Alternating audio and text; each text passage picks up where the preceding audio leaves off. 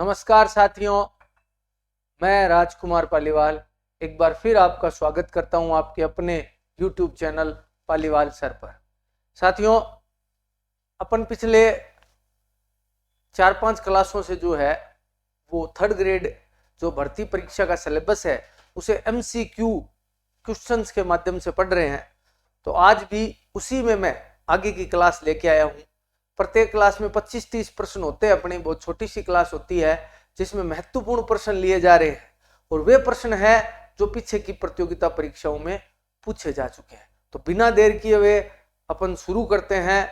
तो एक बार क्लास को लाइक, शेयर और कमेंट कर दें और साथ ही यदि आप चैनल पर नए आए हैं तो चैनल को सब्सक्राइब जरूर कर ले।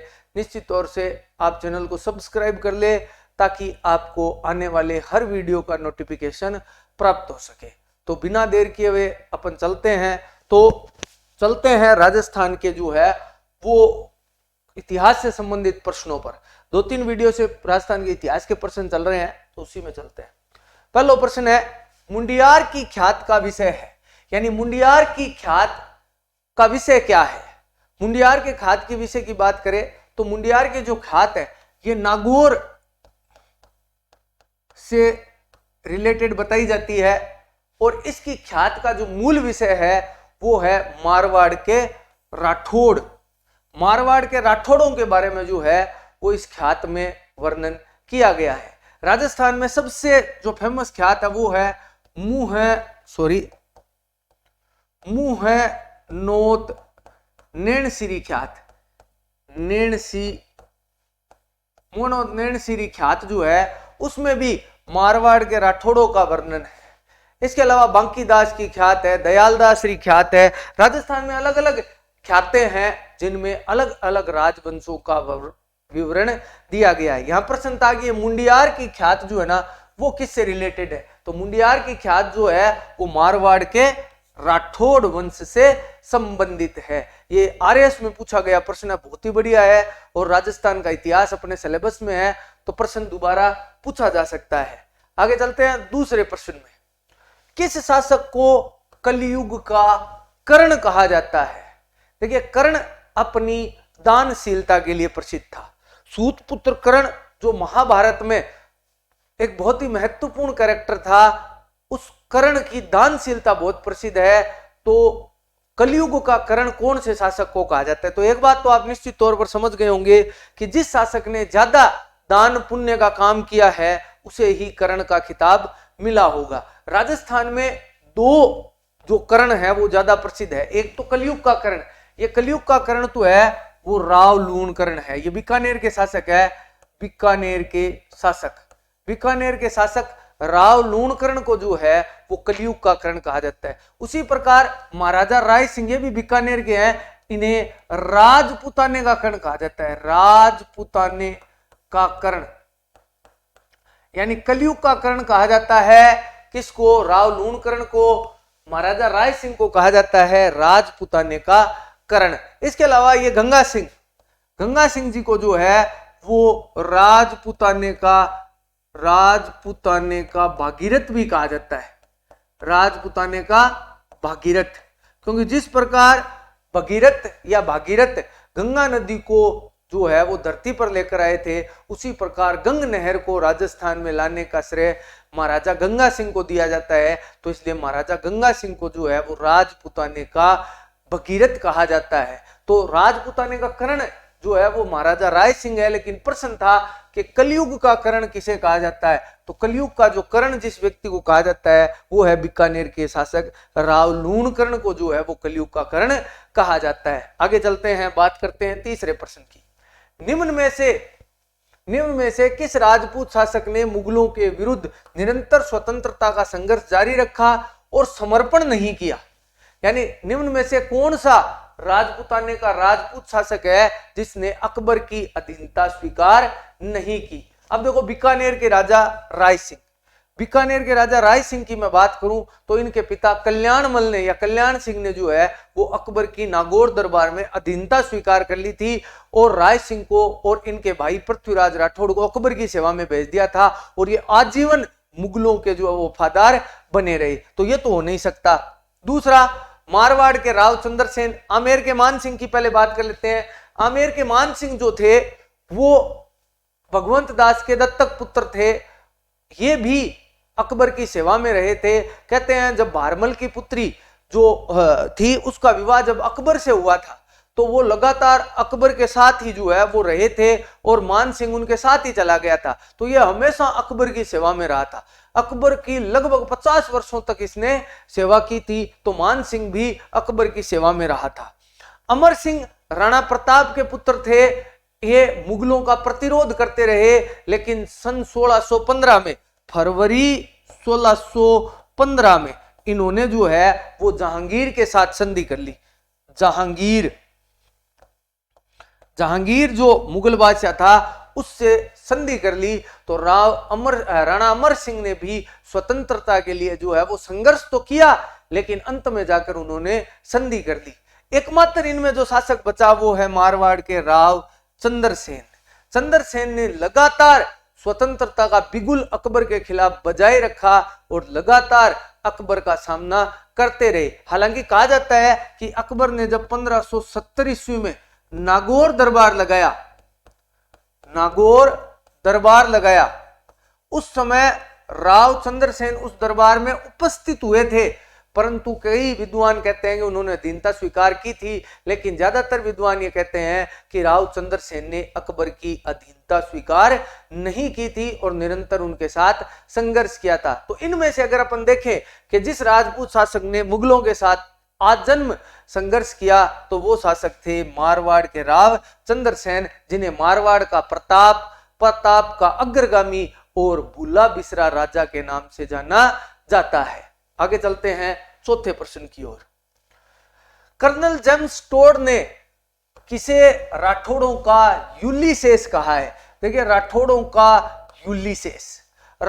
का यूलिसेस जिस व्यक्ति को कहा जाता है वो है वीर दुर्गादास राठौड़, यानी राठौड़ों का यूलिसेस दुर्गादास राठौड़ को कहा जाता है। एक यूनानी योद्धा यूलिसेस के नाम पर कर्नल टोड ने दुर्गादास को यूलिसेस इसलिए कहा है क्योंकि आपको पता होगा कि महाराजा जसवंत सिंह, ये जो है वो महाराजा जसवंत सिंह जो है वो शाहजहां के काल में थे और बाद में औरंगजेब के काल में भी महाराजा जसवंत सिंह थे। महाराजा जसवंत सिंह की जब मृत्यु हुई थी तो इनके कोई संतान नहीं थी। उसके बाद इनके एक पुत्र का जन्म हुआ था जिसका नाम था अजीत सिंह। अब होता क्या है कि औरंगजेब ने सोचा कि जसवंत सिंह तो मर ही गया, अजीत सिंह को और मार देते हैं, जिससे हमें मुगल जो जोधपुर है, जो मारवाड़ है, उस पर मुगलों का आधिपत्य स्थापित हो जाएगा। लेकिन वीर दुर्गादास राठौड़ ने उनके इस मंसूबे को कामयाब नहीं होने दिया और अजीत सिंह को बचाए रखा और इस काम में उनकी राणा राज सिंह ने मदद की थी। इसीलिए जेम्स टोड ने मारवाड़ का यूलिसेस किसे कहा है? वीर दुर्गादास राठौड़ को कहा है। इसके अलावा 2 प्रश्न और टोड के याद रखना। टोड ने हल्दी घाटी युद्ध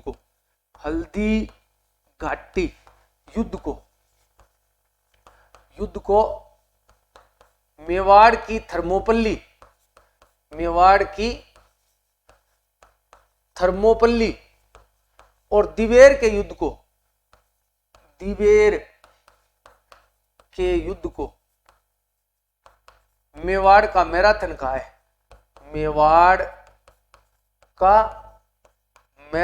है। ये जरूर ध्यान रखना कि मेवाड़ का मैराथन किस युद्ध को कहा गया है? दिवेर के युद्ध को कहा गया है। हल्दी घाटी के युद्ध को मेवाड़ की थर्मोपल्ली, ये दोनों शब्द जो है वो कर्नल टोड ने कहे थे। मारवाड़ का यूलिसेस भी कर्नल टोड ने कहा था। किसे कहा था?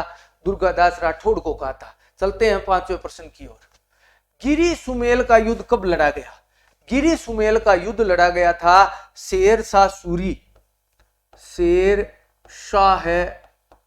सूरी तथा राव मालदेव के मध्य।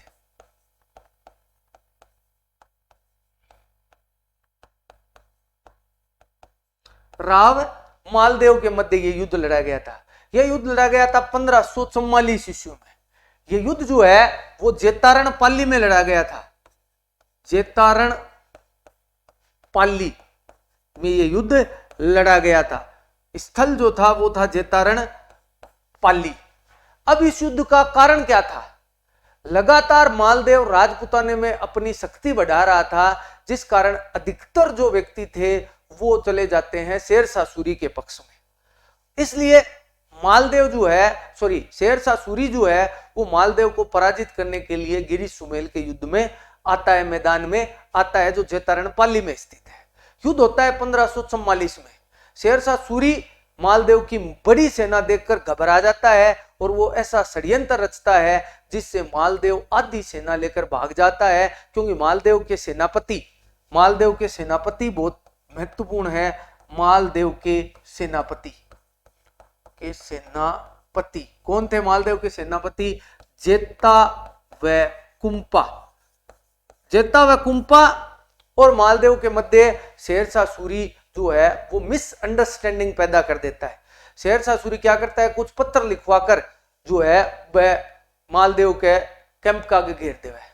मालदेव बन पढ़ सोचा है कि जेता और कुंपा विद्रोही हो गए हैं, ई खातर वो कह करे कि आपकी सेना लेकर बैठाऊं, रवाना हो जा। जब ये जेता और कुंपा को युद्ध के दौरान पता चलता है कि भाई मालदेव तो आधी सेना ले गए हो, तो जेता और कुंपा सोचते हैं यदि वो भागे तो वे गद्दार हो जाएंगे, और उन्होंने वीरता से युद्ध किया। हालांकि शेरशाह सूरी ये युद्ध जीत गया था, लेकिन इस युद्ध के बाद शेरशाह सूरी ने कहा था कि मैंने एक मुट्ठी बाजरे की खातिर भारत की बादशाहत खो दी होती। बहुत ही भयंकर युद्ध हुआ था 1544 में। हालांकि युद्ध शेरशाह सूरी जीत गया था, लेकिन सहसा उसके मुंह से, तो मैंने अभी आपको शब्द कहे, वो निकल गए थे। तो यह भी पूछा जा सकता है किस युद्ध के बाद शेरशाह सूरी ने कहा था कि मैंने एक मुट्ठी बाजरे की खातिर भारत की बादशाहत खो दी होती। बिल्कुल गिरी सुमेल का युद्ध जो मालदेव के विरुद्ध लड़ा था, और एक्चुअल में मालदेव के दो सेनापति जेता और कुंपा थे, जिन्होंने शेरशाह सूरी की बड़ी सेना को जो है वो पीछे धकेल दिया। आगे चलते हैं। महाराजा जसवंत सिंह के राज्याभिषेक के समय उन्हें कितना मनसब प्रदान किया गया? देखिए, मनसब जो प्रणाली थी, मनसब व्यवस्था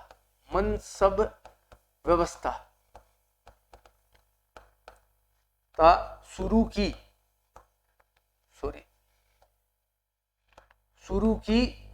अकबर ने मनसब व्यवस्था शुरू की। एक बात, अकबर का जो मनसब था वो बहुत ही कठिन था। मनसब का मतलब है आदमी की औकात देखकर, उसकी ताकत देखकर उसे मनसब दिया जाता था। अकबर के काल में मनसब प्राप्त करना बहुत ही कठिन दुष्कर कार्य था। महाराजा जसवंत सिंह शाहजहां के खास आदमी थे। इन्हें राज्याभिषेक के समय 4000 का मनसब प्रदान किया गया, जबकि बाद में इनका मनसब बढ़ाकर शाहजहां ने 7000 कर दिया था। अगला, शाहजहां ने इनका मनसब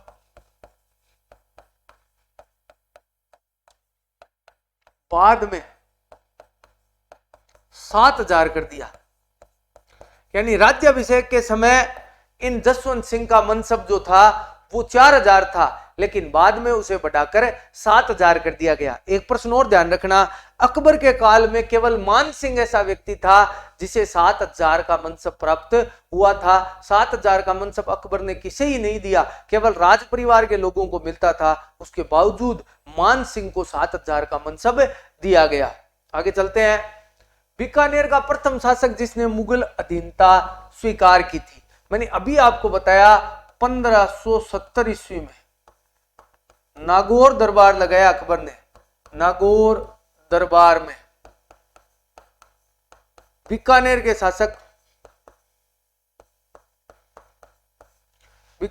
शासक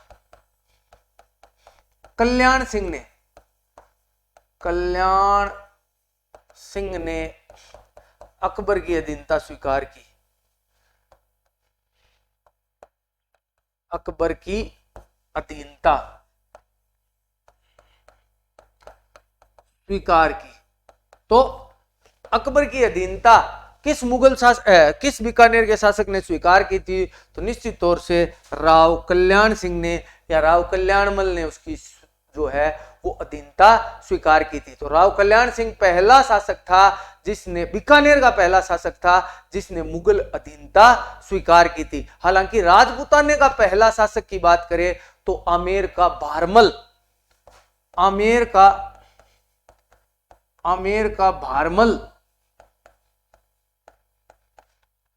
मतलब राजपूताने का प्रथम शासक था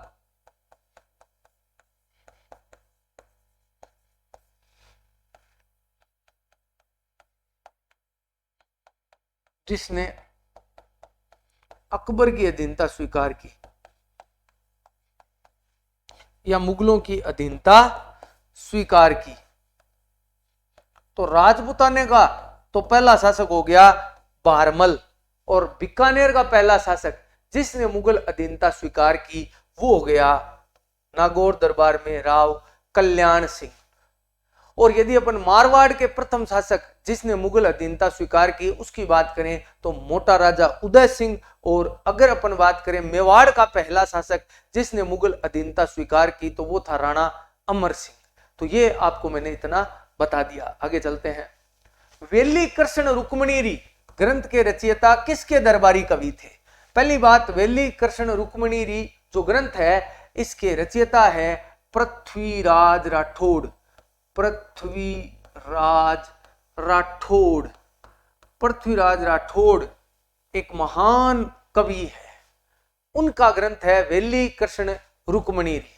इनके पिता राव कल्याण सिंह ने मुगल अधीनता स्वीकार कर ली और अपने दोनों पुत्रों को अकबर की सेवा में भेज दिया। तो राव कल्याण सिंह के पुत्र पृथ्वीराज राठौड़ अकबर के आश्रित कवि थे और वहां इन्होंने वेली कृष्ण रुक्मणीरी ग्रंथ की रचना की। इस ग्रंथ को दुर्सा आडा ने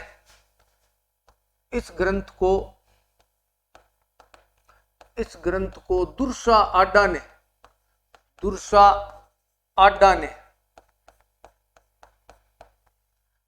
आडा ने पंचम वेद अथवा 19वां पुराण बताया, अथवा 19वां पुराण कहा है।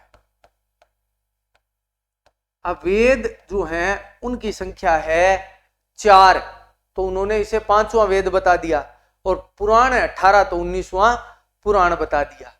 पृथ्वीराज राठौड़ का वेली कृष्ण रुक्मणीरी ग्रंथ बहुत ही शानदार ग्रंथ है और बहुत बार इस पर परीक्षा में प्रश्न पूछा जाता है, तो ध्यान रखना। ये 9वां प्रश्न, 1572 में अकबर ने जोधपुर का प्रशासक किसे नियुक्त किया?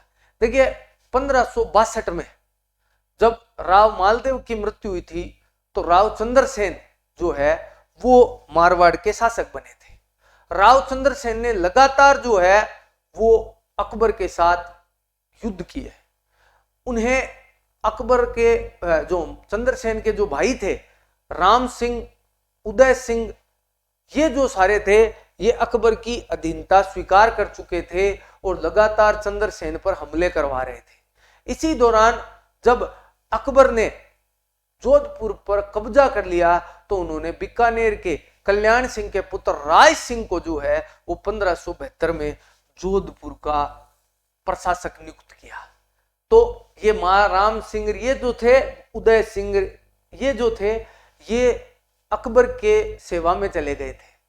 उसके बाद चंद्रसेन पर हमले होने प्रारंभ हो गए थे और चंद्रसेन ने मुगल अधीनता स्वीकार नहीं किए, तो अपन पीछे पड़ चुके हैं, इसलिए राय सिंह को जो है वो जोधपुर का प्रशासक नियुक्त किया गया।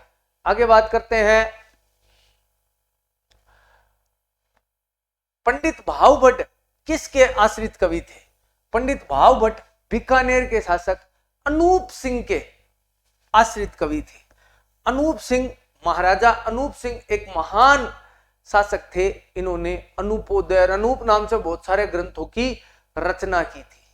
तो अनूप सिंह जो है वो काफी प्रसिद्ध शासक है बीकानेर के। शार्दुल सिंह जी का नाम आपने सुना ही होगा, बीकानेर के अंतिम शासक।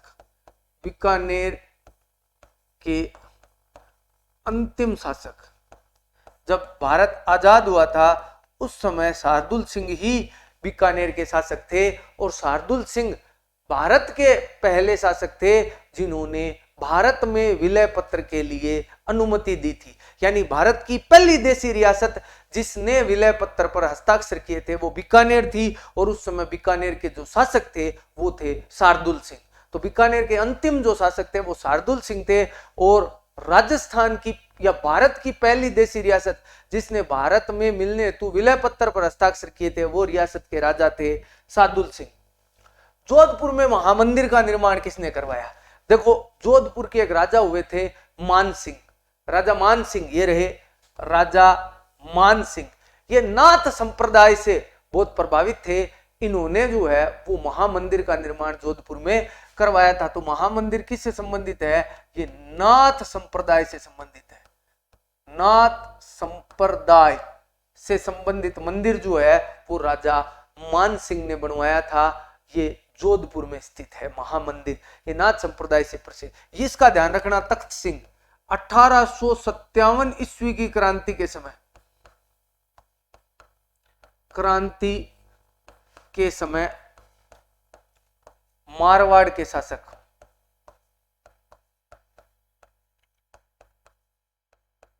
कोई थे तो वो थे तख्त सिंह।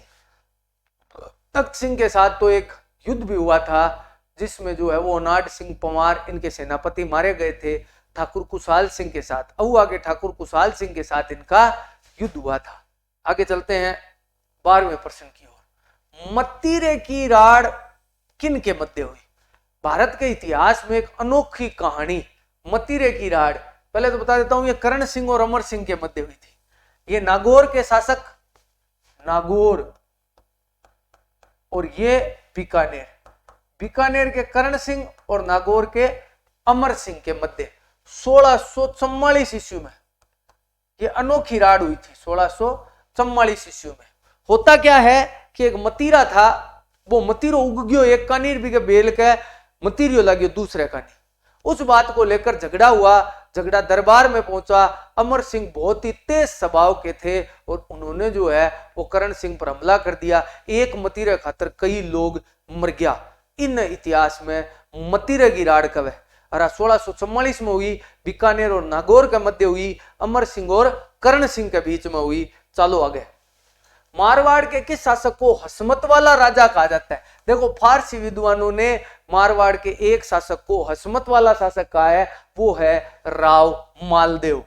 राव मालदेव को हसमत वाला शासक कहा जाता है। अभी अपन ने राव मालदेव के बारे में पढ़ा था, ये गिरी सुमेल के युद्ध में शेरशाह सूरी से पराजित हुआ था। उससे पहले और उसके बाद उसने बहुत सारे युद्ध जीते थे। इसे हसमत वाला शासक या हिंदू सुल्तान भी इन्हें कहा जाता है। हिंदू सुल्तान किस शासक को कहा जाता है? वो भी जो है वो राव मालदेव को कहा जाता है। एक हिंदू सुल्तान इन्हें कहा जाता है, हिंदू सुल्तान राणा कुंभा को कहा जाता है। तो ध्यान रखना, ये दोनों भी पूछे जाते हैं। इसके अलावा अगर मालदेव की बात करें तो मालदेव को मारवाड़ का पितरहंता कहा जाता है। मारवाड़ का पितरहंता, मारवाड़ का पितरहंता, पितरहंता मतलब जिसने अपने पिता को मार दिया। इसने राव गंगा को जो है वो महल की ऊपर की चौखट से नीचे फेंक दिया, छत से, जिस वजह से राव गंगा की मृत्यु हो गई और राव मालदेव बाद में शासक बना। ठीक है। उसके अलावा यदि बात करें तो राव जोधा 1459 ईस्वी में इन्होंने जोधपुर नगर बसाया।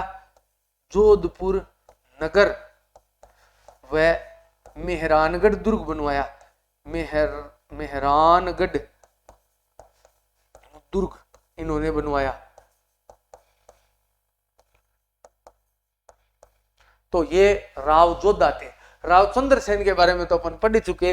राव जोधा के पिता का नाम था राव रणमल। ये पिता थे किसके? राव जोधा के। और ये मोकल के मामा भी थे।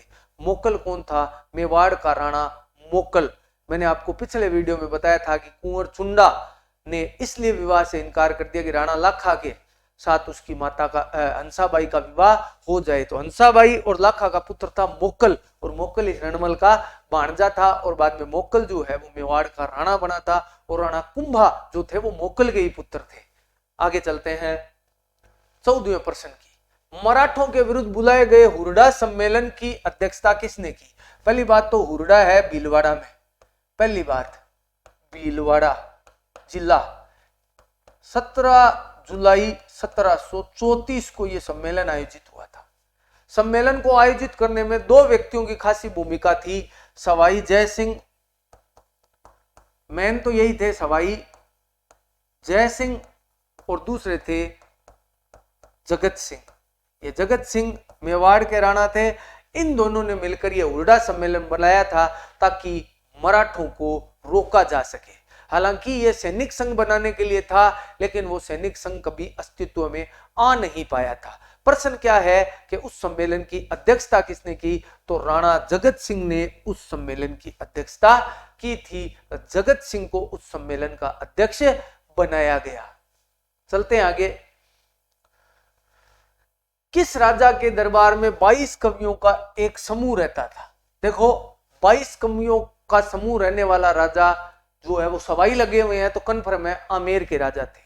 उन्हें ब्रज निधि कहा जाता था और वो राजा थे सवाई प्रताप सिंह। इन्हें ब्रज निधि भी कहा जाता था। इनका जो नाम था ब्रज निधि, उपनाम, इनका जो उपनाम था वो क्या था? इनका उपनाम था ब्रज निधि।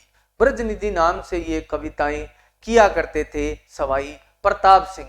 इन्होंने हवा महल का निर्माण भी करवाया था। हवा महल का निर्माण किसने करवाया था? हवा महल का निर्माण सवाई प्रताप सिंह ने करवाया था। 1799 ईस्वी के आसपास इन्होंने हवा महल का निर्माण करवाया। इसी हवा महल में 5 मंजिला इमारत है, जिसकी सबसे ऊपरी इमारत को हवा महल के नाम से, हवा मंदिर के नाम से जाना जाता है। तो ये सवाई प्रताप सिंह है। इनके दरबार में 22 कवियों का एक समूह रहा करता था। उसके अलावा सवाई मान सिंह ये अंतिम शासक थे। राम सिंह द्वितीय ये भी काफी फेमस शासक थे। सवाई जय सिंह के बारे में आगे और पढ़ेंगे, कोई प्रश्न आएगा तो। निम्न में से किस समूह में खगोल वेधशालाओं का निर्माण महाराजा सवाई सिंह जय सिंह द्वितीय द्वारा करवाया गया? सवाई जय सिंह द्वितीय ने 5 सौर वेधशालाएं बनवाई थी। वेधशालाएं बनवाई थी, सौर नहीं, वेधशालाएं बनवाई थी। ये 5 वेधशालाएं कहां कहां बनवाई थी? दिल्ली, जयपुर, उज्जैन, मथुरा और बनारस में। इन 5 स्थानों पर ये वेधशालाओं का निर्माण किया गया था। तो आगरा में नहीं थी तो ये नहीं है, आगरा में नहीं थी तो आगरा में, इसमें भी नहीं थी और इसमें भी नहीं थी। तो उत्तर कौन सा हो गया? ये हो गया कन्फर्म ही। दिल्ली, जयपुर, उज्जैन, मथुरा और बनारस। दिल्ली दिल्ली में है, जयपुर राजस्थान में है, उज्जैन एमपी में है, मथुरा ये एमपी में हो गया छिपरा नदी के किनारे, मथुरा हो गया यूपी में, और बनारस जिसे वाराणसी कहा जाता है, और हमारे लोकप्रिय प्रधानमंत्री भी वहां से सांसद हैं। तो ये जो है वो 5 स्थानों पर इन्होंने वेधशालाएं बनवाई थी। इसके अलावा बात करें तो जय सिंह ने 1727 ईस्वी में जयपुर नगर बसाया। जयपुर नगर बसाया और उस जयपुर नगर का जो है वो वास्तुकार कौन था? आर्किटेक्चर कौन था? विद्याधर भट्टाचार्य। विद्याधर भट्टाचार्य ये बंगाली एक युवक था। उसने जो है वो इस जयपुर शहर की नींव रखी थी। इसी जयपुर शहर जिसे गुलाबी नगरी कहा जाता है, इसी जयपुर शहर की नींव विद्याधर भट्टाचार्य ने रखी थी। इसकी स्थापना 1727 ईस्वी में किसने करवाई थी? महाराजा जय सिंह, सवाई जय सिंह ने करवाई थी, जिन्हें जय सिंह द्वितीय भी कहा जाता है। आगे चलते हैं। राजस्थान का वह कौन सा शासक था जिन्होंने बनारस हिंदू विश्वविद्यालय की स्थापना में महत्वपूर्ण भूमिका निभाई? अभी हाल ही में यह प्रश्न आया था कि राजस्थान का ऐसा कौन सा शासक था जिसने जो है वो बनारस हिंदू विश्वविद्यालय की वैसे स्थापना का जो श्रेय है वो महामना मदन मोहन मालवीय को दिया जाता है। मदन मोहन मालवीय। लेकिन इसके लिए सबसे ज्यादा कहते हैं कि राजपूताने के शासक जिन्होंने दान दिया था वो थे महाराजा मानसिंह। महाराजा मानसिंह द्वितीय जो जयपुर के अंतिम राजा थे, उन्होंने इसके निर्माण के लिए काफी पैसा और धन दिया था। तो मानसिंह जो थे वो इसके लिए काफी धन उन्होंने दिया था। उमेद सिंह जोधपुर के शासक थे। आगे चलते हैं। किस शासक ने जयपुर को गुलाबी रंग में रंगवाया? देखो जयपुर को गुलाबी नगरी कहा जाता है, तो ये गुलाबी रंग में रंगवाने का काम किस शासक ने किया था? तो मैं आपको बता दूं, सवाई महाराजा राम सिंह द्वितीय ने इसे जो है वो गुलाबी रंग में रंगवाया था। होता क्या है, जब 1876 ईस्वी में प्रिंस अल्बर्ट राजस्थान आए थे तो उनको राजी करने के लिए पूरे शहर को इन्होंने गुलाबी रंग से रंगवा दिया था। एक अल्बर्ट म्यूजियम हो रहा है जो जयपुर में, उसका उद्घाटन भी जो है वो प्रिंस अल्बर्ट द्वारा ही किया गया था। तो प्रिंस अल्बर्ट के आगमन पर तो 1876 में, प्रिंस अल्बर्ट के आगमन पर 1876 में राम सिंह द्वितीय ने जो है वो जयपुर को गुलाबी रंग से रंगवाया। ये जरूर ध्यान रखना। वह अंतिम हिंदू शासक कौन था जिसने विधि पूर्वक अश्वमेध यज्ञ करवाया? देखो, भारत में बहुत सारे शासक हुए जिन्होंने अश्वमेध यज्ञ करवाए। इसमें आपको एक पुष्यमित्र शुंग का नाम दिखाई दे रहा होगा। ये ब्राह्मण शासक थे, लेकिन ये राजस्थान के नहीं थे। इनमें यदि अपन बात करें तो सवाई जय सिंह द्वितीय, ये जय सिंह द्वितीय अंतिम हिंदू शासक थे जिन्होंने अश्वमेध यज्ञ करवाया था। और न केवल अश्वमेध यज्ञ करवाया था, ये राजपूताने के नहीं पूरे पहले शासक थे जिन्होंने सती प्रथा को वैध करने की कोशिश की। इन्होंने विधवा पुनर्विवाह को जो है वो विधवा पुनर्विवाह को वैध करने की कोशिश की। इन्हें जो है वो 18वीं शताब्दी का जो है वो धर्म सुधारक या समाज सुधारक भी कहा जाता है। अगर किसी व्यक्ति को 18वीं शताब्दी का समाज सुधारक कहा जा सकता है तो वो सवाई जय सिंह द्वितीय है। सवाई जय सिंह द्वितीय एक महान शासक थे। इन्होंने जो है वो काफी समय तक जो है वो समाज सुधार के काम किए। इन्होंने 5 जगह वेधशालाएं बनाई जो अपन ने अभी पढ़ी थी। अंतिम हिंदू शासक थे जिन्होंने जो है वो अश्वमेध यज्ञ करवाया। इसके अलावा इन्होंने जीज मोहम्मद शाही नामक और जय सिंह कारिका नामक ग्रंथों की रचना की। एक महान शासक होने के साथ साथ महान विद्वान और समाज सुधारक भी थे सवाई जय सिंह द्वितीय। इन्हीं सवाई जय सिंह द्वितीय के पुत्र थे ईश्वरी सिंह, जिन्होंने सरगासुली या इसर लाट का निर्माण करवाया था। और यही वो एकमात्र शासक है ईश्वरी सिंह जिन्हें मराठों के दबाव में आकर जो है वो फांसी खानी पड़ी थी। इसके अलावा पुष्यमित्र शुंग, मिर्जा राजा जय सिंह, ये तो महान शासक थे ही। इन्होंने 3 मुगल बादशाहों का काल देखा। वो 3 मुगल बादशाह जिनमें जहांगीर, शाहजहां और औरंगजेब थे, 3 बड़े बड़े शासन कालों को मिर्जा राजा जय सिंह ने देखा था। आगे चलते हैं। महाकवि बिहारी किसके दरबारी कवि थे? महाकवि बिहारी, जिन्होंने बिहारी सतसई की रचना की। बिहारी सतसई, बिहारी सतसई की रचना किसने की? बिहारी सतसई की रचना की बिहारी ने। और वो किसके दरबारी कवि थे? मिर्जा राजा जय सिंह के दरबारी कवि थे। मिर्जा राजा जय सिंह के दरबारी कवि हुआ करते थे महाकवि बिहारी जी। बिहारी जी जो है वो मिर्जा राजा जय सिंह के दरबारी कवि थे। और एक प्रश्न जो सबसे ज्यादा पूछा जाता है, ये इन्हें प्रत्येक दोहे के लिए एक स्वर्ण असरफी दिया करते थे। यानी एक दोहा कहता था बिहारी तो एक सोने का सिक्का प्राप्त करते थे। तो देख लियो, रीति सिद्ध कवि बिहारी एक दोहा कहते थे तो एक स्वर्ण मुद्रा ले जाते थे। काम तो जोर को नहीं, एक दो सुनाओ और एक सोने को सिक्को ले जाओ। तो सोने का सिक्का देने का काम सवाई मिर्जा राजा जय सिंह क्या करते थे, जिनके दरबारी कवि कौन थे? बिहारी। ये एक रीति सिद्ध कवि थे। कभी कभी हिंदी भी पढ़ी है मेरी। बात करते हैं 21वें में। निम्न में से किस सूबे का सूबेदार राजा मान सिंह को नहीं बनाया गया? अकबर के जब भी कोई संकट आता था तो उसका संकट मेटने वाला व्यक्ति था आमेर का राजा मान सिंह। मान सिंह के साथ अकबर का बहुत लगाव था। अकबर ने उसे राजा की उपाधि प्रदान की। अकबर ने उसे फरजंद की उपाधि प्रदान की। फरजंद का मतलब तो लायक बेटा होता है। तो वो अकबर मान सिंह को अपने बेटे की तरह मानता था। मान सिंह को कई जगह उसने भेजा, जिनमें बंगाल, बिहार, काबुल, कंधार भेजा, लेकिन कभी गुजरात नहीं भेजा। तो गुजरात का सूबेदार कभी मान सिंह को नहीं बनाया गया। बंगाल का बनाया गया, बिहार का बनाया गया, काबुल का भी बनाया गया, लेकिन गुजरात का कभी भी इन्हें जो है वो सूबेदार नहीं बनाया गया। तो गुजरात का सूबेदार कभी नहीं बनाया गया। ध्यान रखना किसको? राजा मान सिंह को। ये वही मान सिंह है जो हल्दी घाटी के युद्ध में राणा प्रताप के विरुद्ध लड़ा था, हालांकि जीत नहीं पाया था। पुरंदर की संधि किसके मध्य हुई? देखो, पुरंदर की संधि जो है वो हुई थी। सबसे पहली बात तो ये आता है कि ये क्यों हुआ था। देखिए, औरंगजेब के नाक में दम कर दिया था मराठा शिरोमणि छत्रपति महाराज शिवाजी महाराज ने। हालांकि शिवाजी महाराज जो थे उन्होंने शिवाजी की उपाधि बहुत बाद में 1674 में जाकर ग्रहण की थी, लेकिन ये बात उससे पहले की है। ये पुरंदर की संधि जून 1665 में हुई थी। सबसे पहली बात तो कब हुई थी? जून 1665 में ये संधि होती है। अब ये संधि में राजस्थान का क्या लेना देना है? ये संधि वैसे मोटा मोटी शिवाजी और मिर्जा राजा जय सिंह के मध्य हुई थी। ऑप्शन है क्या? ये रहा, देखो, ये मिर्जा राजा जय सिंह और शिवाजी के मध्य हुई थी।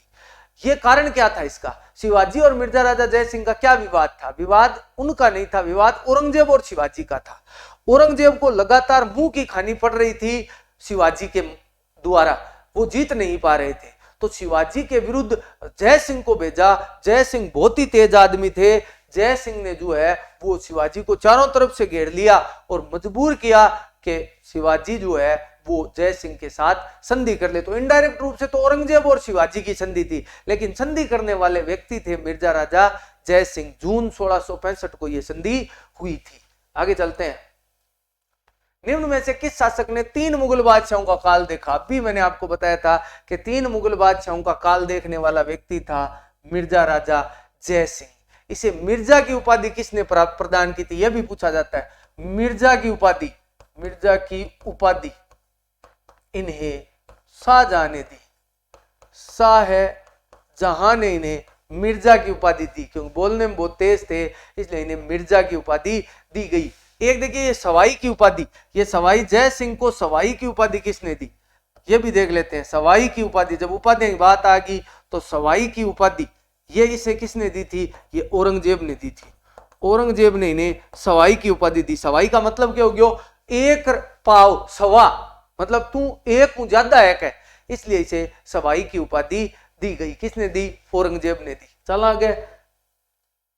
महाराजा ऑफ स्कूल की स्थापना कब हुई? हाल ही में यह प्रश्न आया था अभी कि महाराजा ऑफ स्कूल की स्थापना कब हुई? इसकी स्थापना 1844 ईस्वी में हुई। राम सिंह द्वितीय के काल में इसकी स्थापना हुई थी। तो राम सिंह सेकंड के काल में महाराजा स्कूल जयपुर की स्थापना हुई। शायद सेकंड ग्रेड में यह प्रश्न आया था।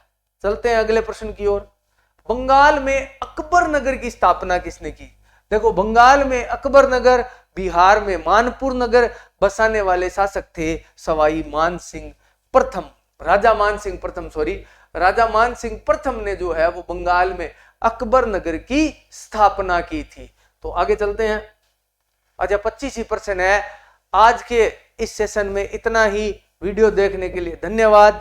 चैनल को ज्यादा से ज्यादा लाइक, शेयर और सब्सक्राइब कर लियो। अंगूठो थारो दुख है को नहीं, वो बटन दबाया, कोई दिक्कत को नहीं हुआ है। और साथ ही जय थाने की पीडीएफ चाहिए तो टेलीग्राम चैनल पर ज्वाइन हो जाओ। आज पुरानी जितनी भी पीडीएफ बाकी रेडी है आज चढ़ा देसा। आज कह दियो मैं बने क्या भेज दे भैया तो चढ़ा दिया। तो थे टेलीग्राम चैनल ज्वाइन हो जाओ। ज्यादा से ज्यादा क्लास में शेयर करो। अभी थोड़ा व्यू कम आ रहा है तो थोड़ा व्यू बढ़ाओ यारो, देखो। और आज के वीडियो में इतना ही। धन्यवाद।